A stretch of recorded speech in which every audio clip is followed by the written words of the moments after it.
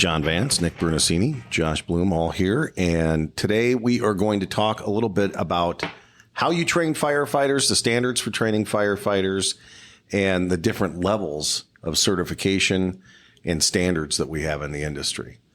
So where do we want to start with that?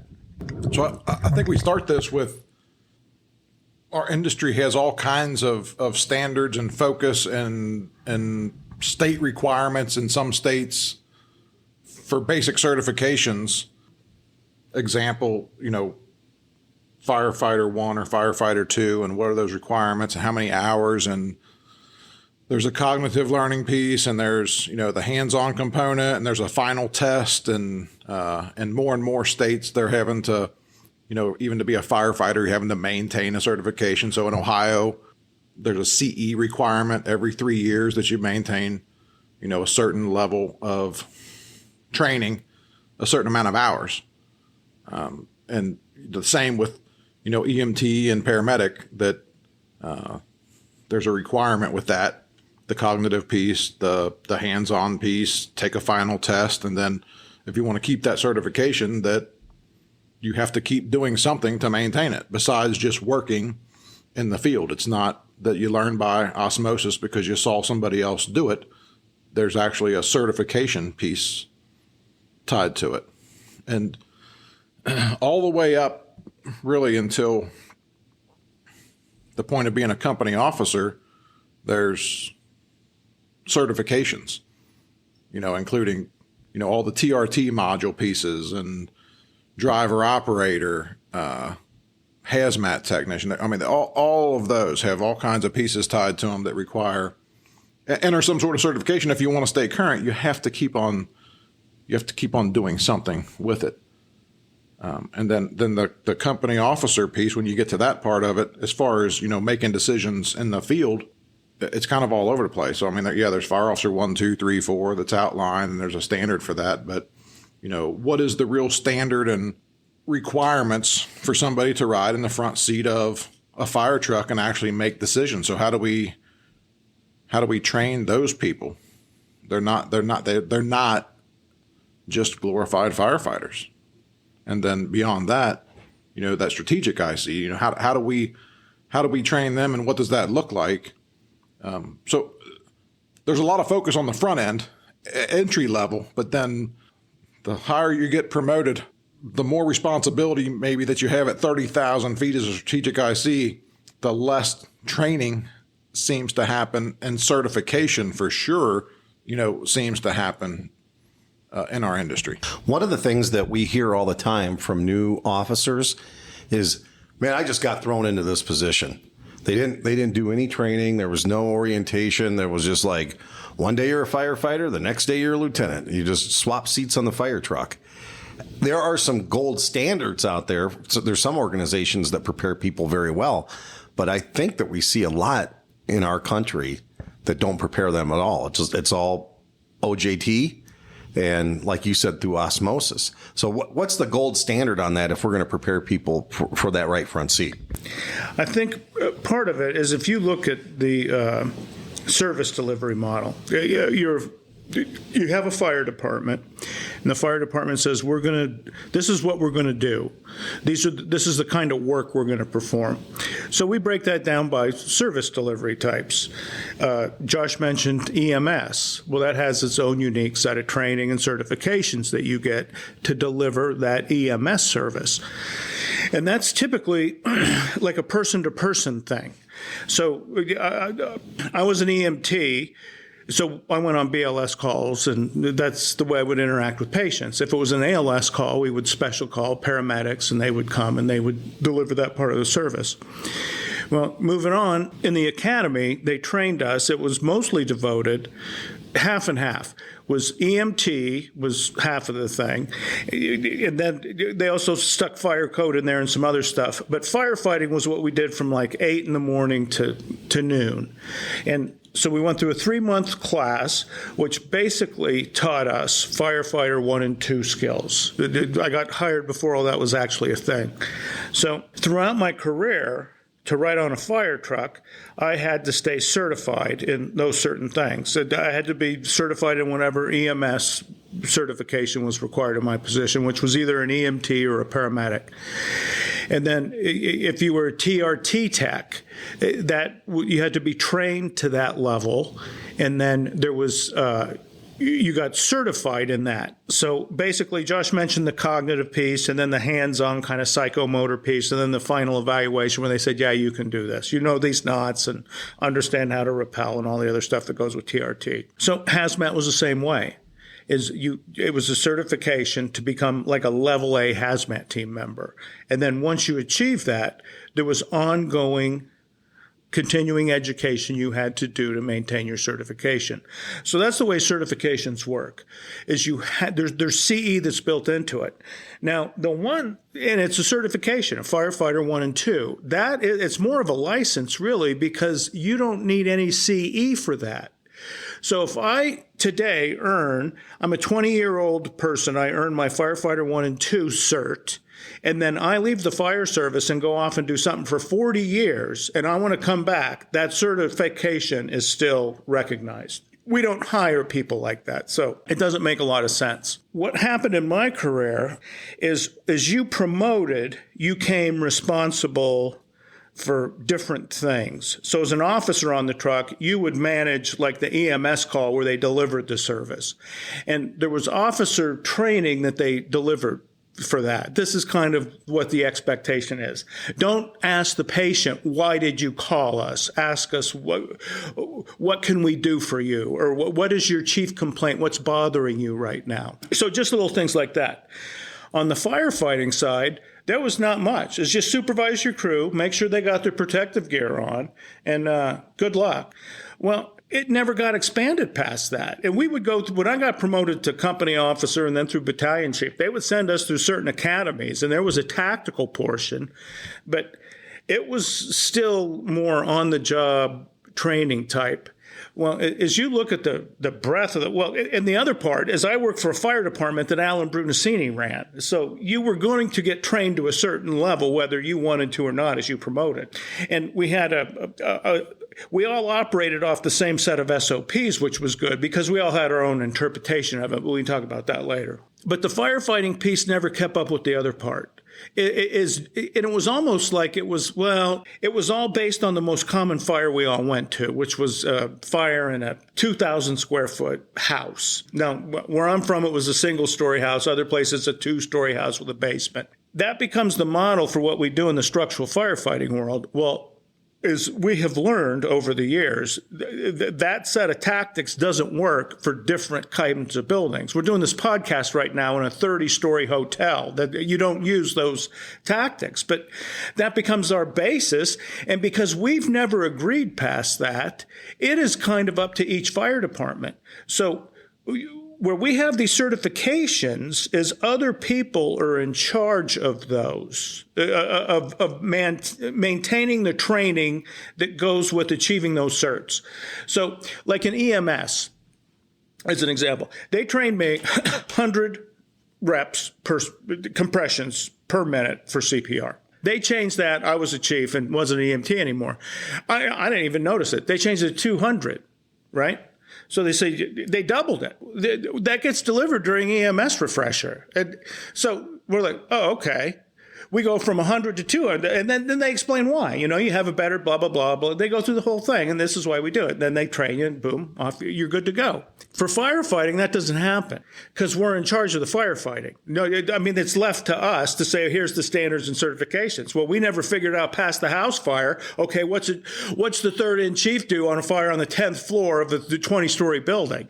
Well, you go to 10 different fire departments, you're going to get 10 different answers for that. It was left up to us to do. And we never, if anyone ever tried to change anything in firefighting, look at the reaction we all had. I mean, you'd go batshit crazy. Now, I retired before the UL thing with outside water application, but I was trained in a way where they said, if you do that more than 2 times, we're going to fire you because you're a coward.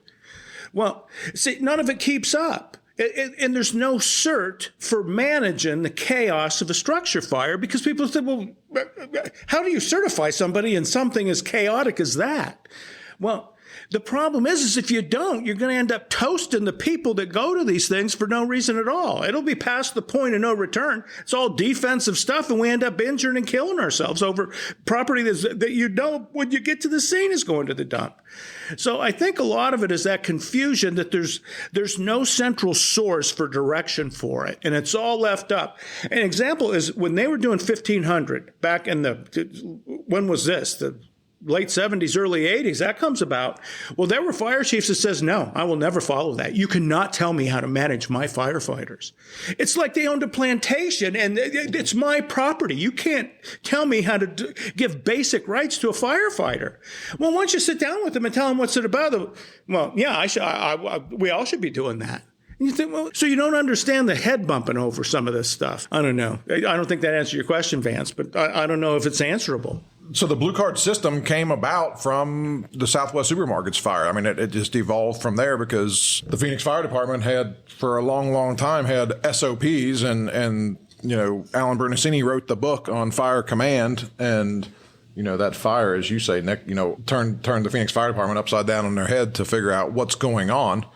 Mm-hmm. And blue card originated and came from that. What does it look like for that mobile IC, and how do we get them to make decisions? And I think the big piece off of that is that strategic decision-making model. So we start to take them down that path of getting them to make decisions, which lines up with the hotel we're sitting in is not a 2,000 square foot house. It's not a strip mall. It's not a car on fire. It's not a Lowe's on fire. It's all of them are different, and people that have to make decisions. Then from there, the blue card system just continues to grow, that it's the training for that initial IC arriving on that first company, the training for the strategic IC, and training for the tactical boss. I'm saying training because it is indeed training, but blue card is indeed a certification. The more time goes by, the more it is being referenced by the federal government, NIOSH, some pieces in NFPA 1561 where they talk about, some components of it. So that is a decision-making model certification system for company officers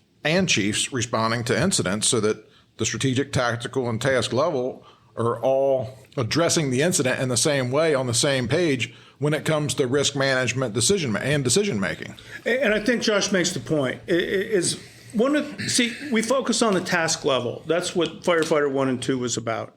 And then so it was managing that task level piece. Well, it was made mention of earlier, is you're not a glorified firefighter sitting in the right front seat of the engine or the ladder or the BC response vehicle. It's a different job than being a firefighter. You become tactical and strategic in nature. That's what's required of the thing. And that's what we reference Southwest Supermarkets, is we had a pretty comprehensive set of SOPs, but there were little glitches in between things in there. But there wasn't everybody's. And we thought ours are more fluid than everyone else's. Well, we got our lunch on that March day 1,000,000 years ago. And it caused us, the recovery process, to make sure that didn't happen again. See, and that's the other part, is this is incumbent on the employer. The city of Phoenix is the employer. The Phoenix Fire Department is a department within that bigger government operation. It becomes incumbent on the employer to say, no, this is not okay for our workers to go off and get killed in these. This just is I don't think there's a good reason to send a public safety person off to get killed. There just isn't. So I said, how do we avoid this in the future? Well, that was the whole recovery process.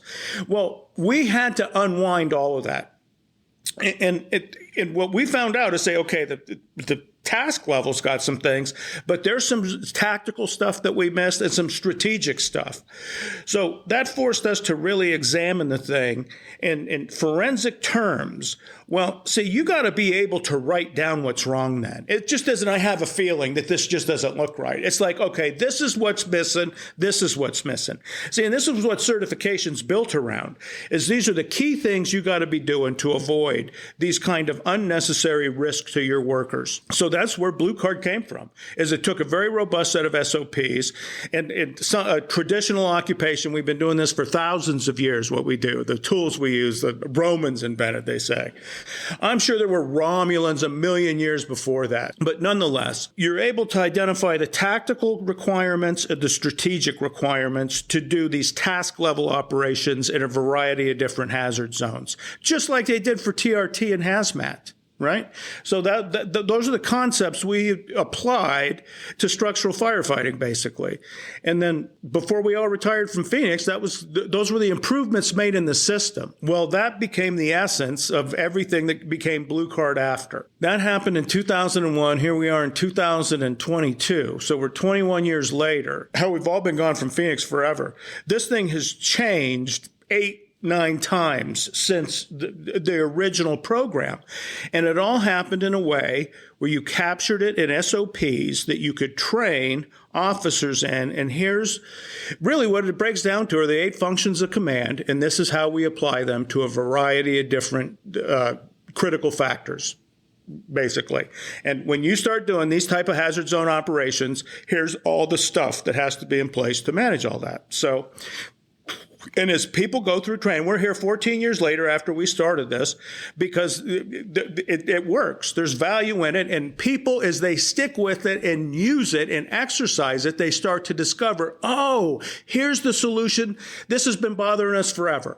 This has been bothering us. So it's all these different things coming together. When they see the whole forest and not a bunch of trees is where they start to say, okay, this is like long-term Blue Card people say, what you have done is created structural firefighting that matches what we do on the EMS side. Is you have certifications for different things in there, for EMTs, for paramedics.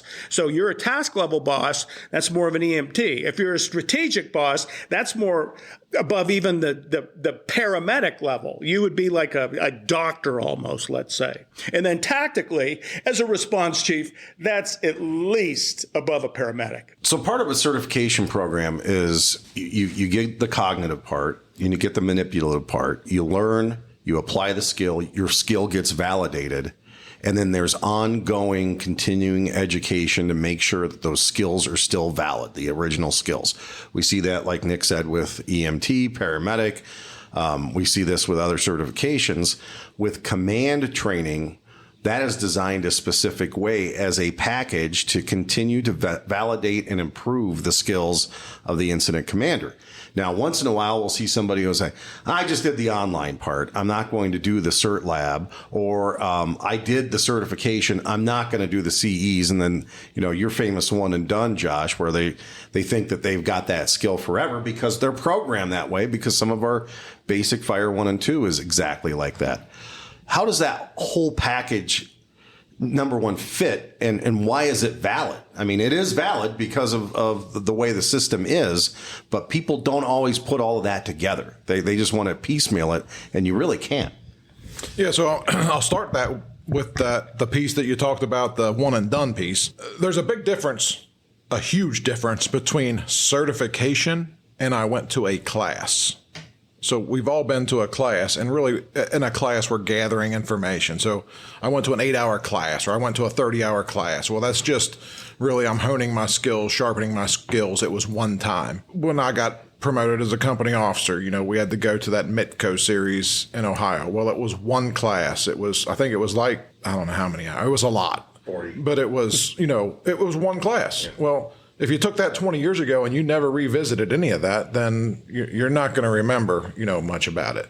And with that said, we don't do that with like TRT stuff. They're constantly staying connected to it. We don't do it with hazmat. They're staying connected to it. If you're going to maintain your hazmat tech certification, then you have to do some things. And that ties back to OSHA and, HAZWOP information and all that. I'm a company officer now, and I went to a class, and because I went to this class, I am an incident commander. And somebody said this to me, well, if you're not exercising it, it goes away. What Blue Card does is there's the online component that's cognitive, that's a baseline that gets everybody on the same page and gives you a basic understanding of the system, so that then you can go into a certification lab where there's simulations to exercise those skills that you learned in the online piece.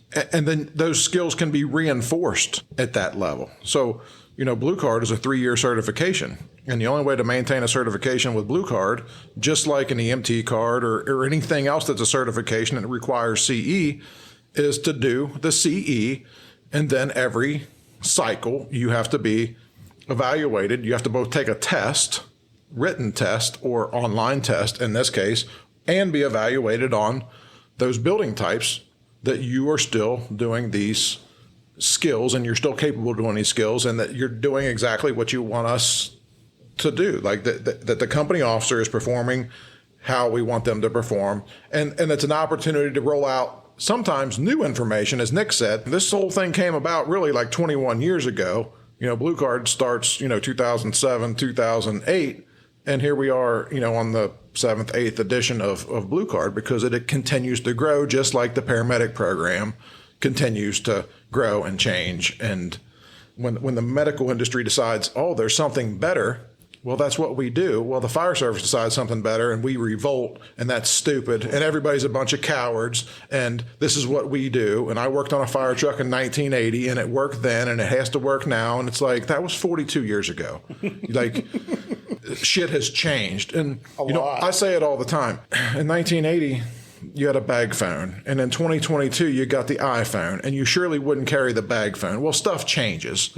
And we need to stay current with that. Well, part of this whole certification thing is staying connected and current to the system. We do that in Blue Card through the CE process, which every year we release 12 to 15 additional hours of new CE that's current information for the people who stay connected and certified to go through. And that information that we put out is the latest, greatest, proven information. One thing that we don't do is just throw some shit against the wall that's like, oh, this is what we're going to do today, flash in the pan thing, because somebody had an idea. Everything we do has been verified somewhere. I mean, there's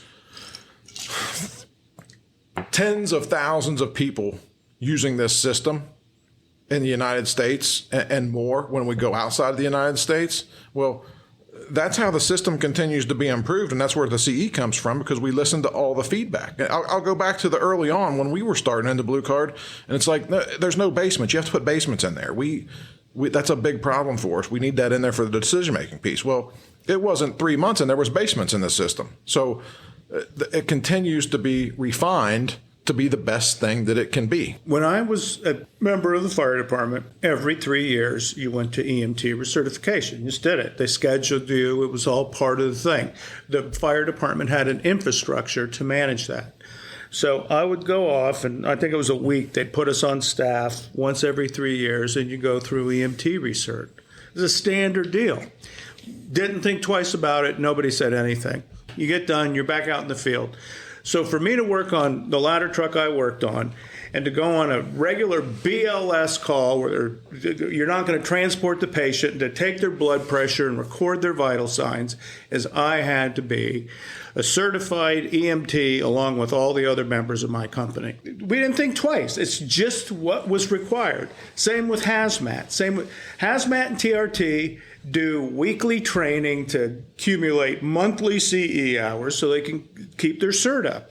In our fire department, we paid 5% more because of the additional training required to maintain those certs. It was all part of the thing of being the employer, how the pay works for these things. And my system today, it hasn't changed. And my former fire department, I need 0 ZERO hours of training to be an incident commander, to make the decision if it's offensive, defensive, and if the 16 people inside that building are going to stay in or get out.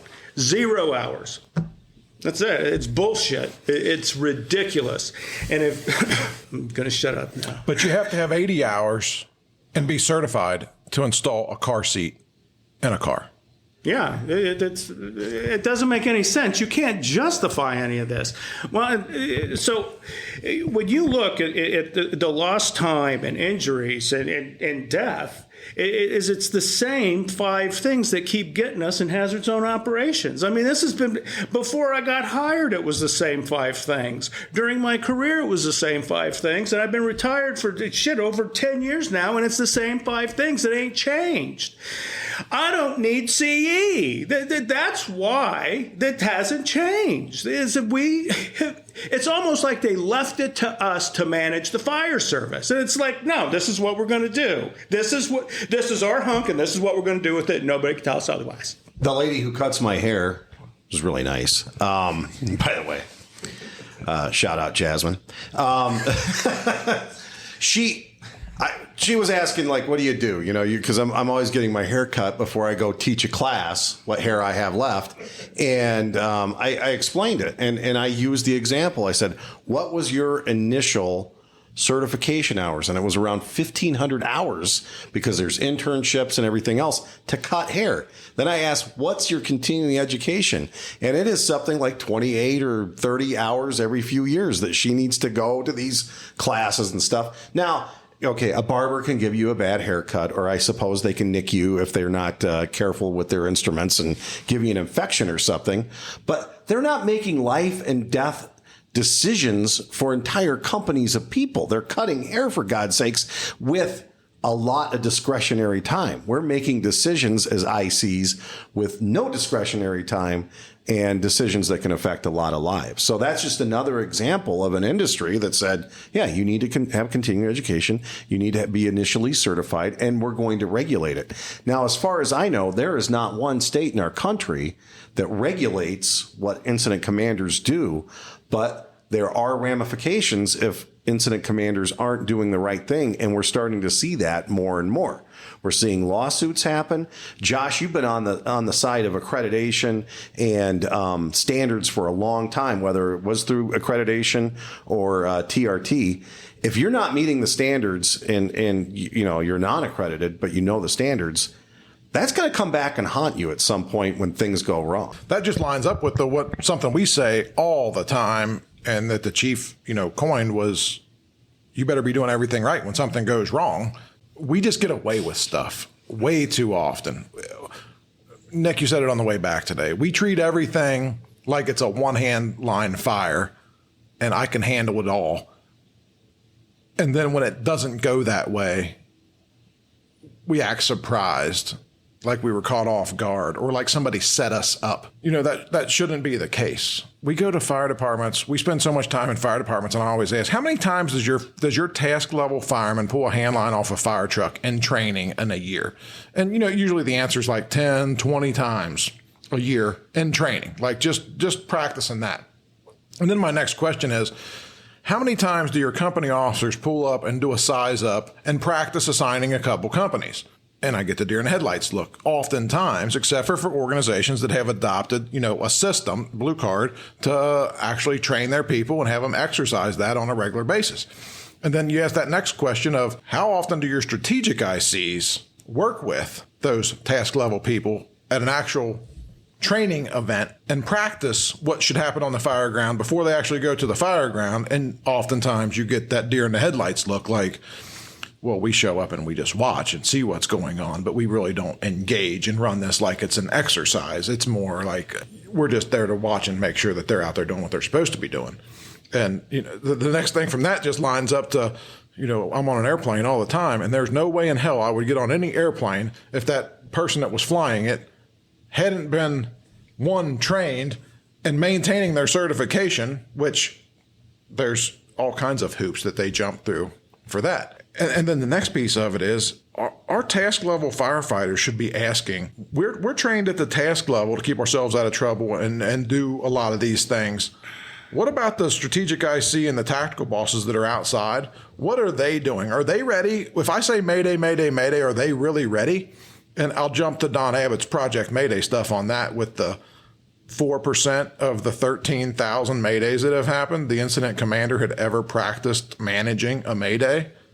And that's an alarming, that's a big ass issue? When I was at BC, I worked on the west side of town, and there was a city west of us, and the fire chief there was a guy who had been a lieutenant in New York City. He worked on ladders and squads. George Pickett is a tremendous human being. And we were doing some, this was before Southwest Supermarkets. We were doing some RIC training. And so George is there, and he's New York City guy. I mean, and so now he's in with a bunch of desert dwellers. So you're going to have to kind of broker some type of communications here. We're talking about Maydays and you know, when firefighters get in trouble. And he says, so he shares with us, he says when he was with the FDNY, he promoted to chief. And one of the projects that he worked on is he had to interview firefighters who had had Maydays. And so it was FDNY in the 80s and 90s, man, so they had Maydays galore. So he does this job, and he says he would ask a series of questions. And one of the questions was, what was the one thing that you thought about at the very end when you knew that you were in trouble that was going to make the difference and get you out? And it was like whether Rescue 1 was there or some kind of tactical situation. And he said the vast majority of answers was they would sit and think for a minute, and they said, you know, it was whoever was in charge of the incident. So basically, whoever the IC was, that colored how I was going to feel. And he says, guys that had good IC said, you know, I felt pretty good about it. And ones with bad IC says, no, I kind of was resigned I was going to die because of, you know, X, Y, and Z. So it was interesting that you kind of took that away from that and thought, well, okay, so that's the command piece of it.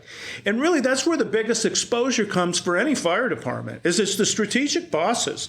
Because when the one line doesn't put it out, is a chief's going to get there and take command of that thing. And Josh said it, less than 4% of them have even done a Mayday in practice. It's a deficit going into the thing, knowing that, okay, we don't really have solutions to this, to just basic operational questions. As you go through the program and start delivering it, you'll get into like the bigger organization things. Oh no, we use company officers for this, and we do this. You think, no, so did we. We stopped doing it for these reasons. And they look at you funny, like, yeah, well, you know, we're okay, yeah.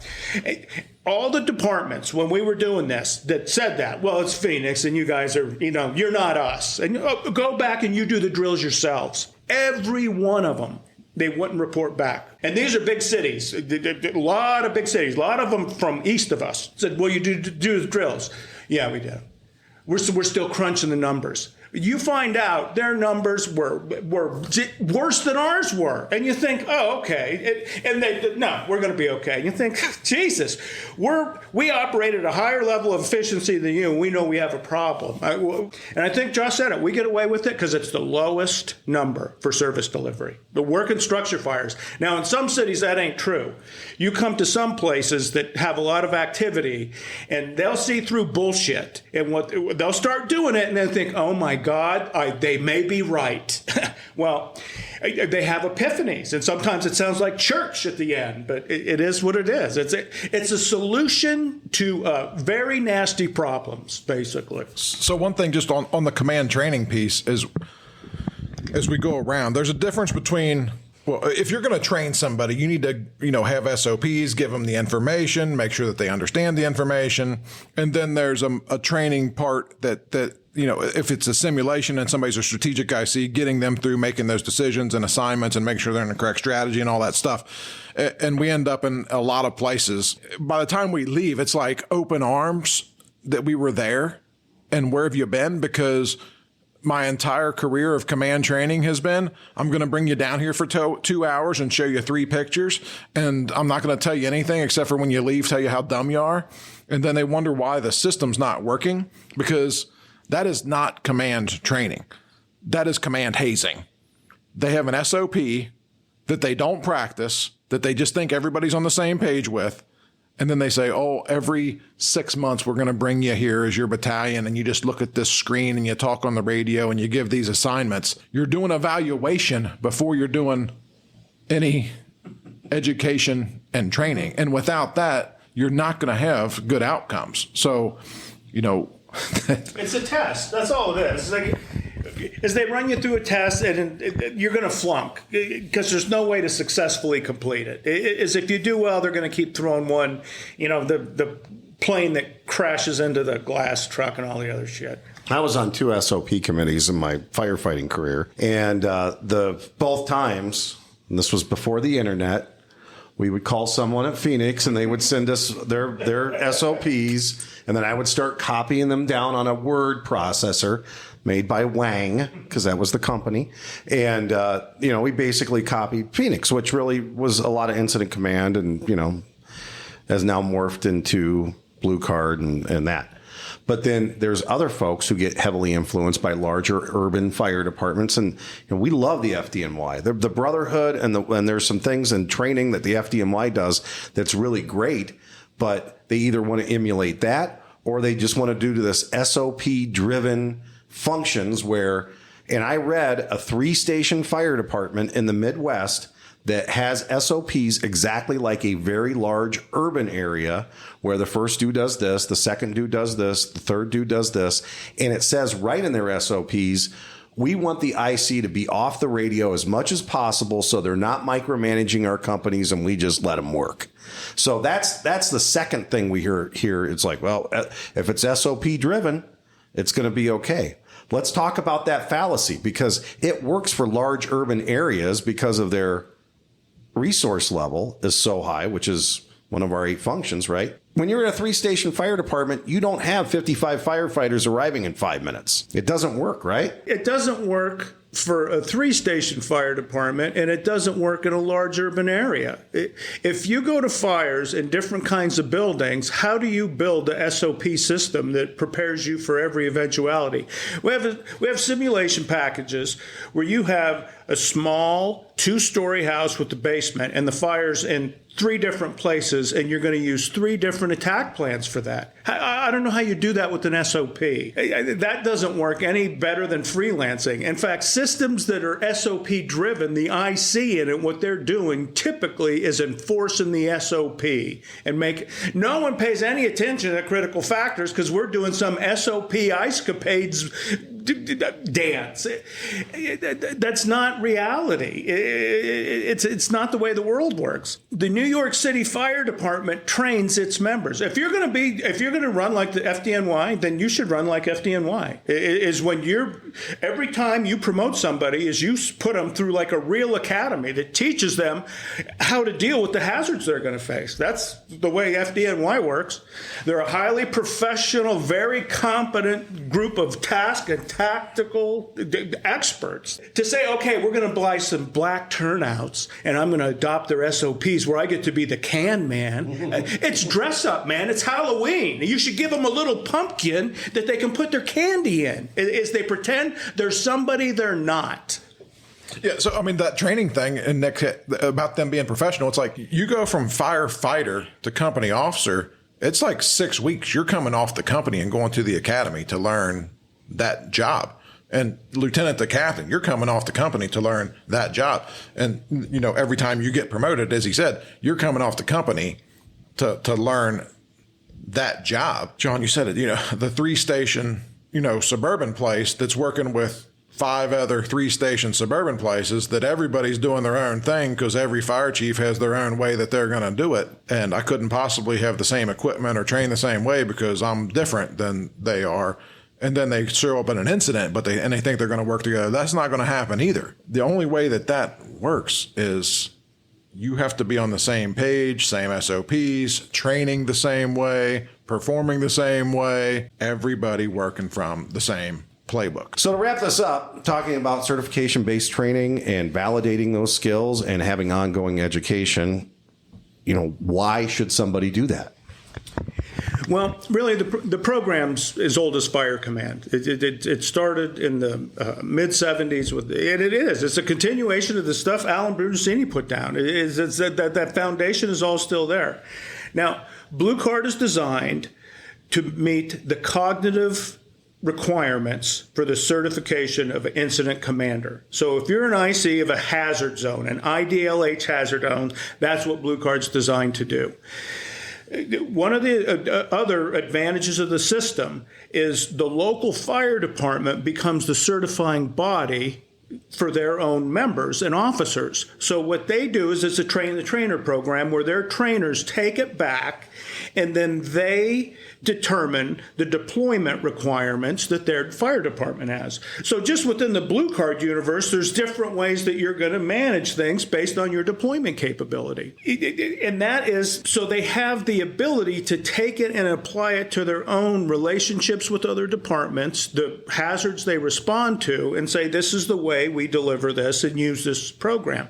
And then, again, moving forward, is just like paramedic program, is the ongoing CE is built into it. So it just becomes a regular part of it. So your members never become out of practice with that. That's the advantage of maintaining certification-based training. Josh said it. Airplane pilots are the most qualified people in the world to fly airplanes. And they have to do more CE than we do, and they get checked off more vigorously than we do because they're flying people in airplanes. I mean, it's just, those training systems work very well for humans, that repeated thing. And especially for IDLH hazard zone stuff, it's not uncommon in a lot of fire departments where you don't do that many fire runs. And if you're not practicing those skills routinely, they're going to erode. I mean, there's scientific study after scientific study that shows that. So this keeps the skill level up at a point where you can deliver a standard level of service with the required firefighter safety and survival elements that are part of it.